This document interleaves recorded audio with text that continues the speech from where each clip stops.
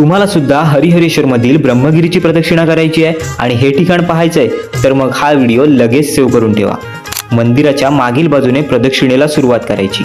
चढून उतरून साधारण 150 पायऱ्या आहेत। थोडी दमछाक होईल त्यामुळे पाणी बॉटल सोबत ठेवा।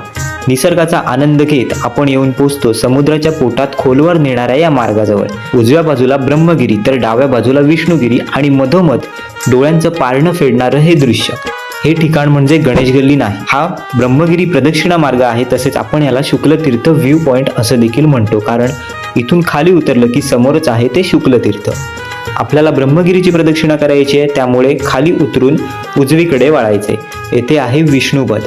विष्णुपदाच्या बरोबर मागील बाजूस कपारीत आहे गायत्री तीर्थ। समोर अथांग पसरलेला समुद्र किनारा आहे, परंतु येथे मात्र गोडं पाणी आहे की नाही निसर्गाचा चमत्कार। प्रदक्षिणा करत असताना फोटो व्हिडिओ करण्याचा मोह आवरणार नाही, परंतु समुद्राच्या कडेला जाऊ नका। स्वतःची काळजी घ्या आणि निसर्गाची सुद्धा। पुढे जात असताना टेकडीच्या दिशेला तोंड करून असलेला गोमुखाचा आकार असलेला एक खडक दिसेल, याला कामधेनू तीर्थ म्हणतात। कुठेही कचरा होणार नाही याची काळजी घ्या। सागर लाटांनी खडकांवर झालेले नक्षीकाम पाहत पुढे यायचं। पुढे आहे ते पांडव तीर्थ।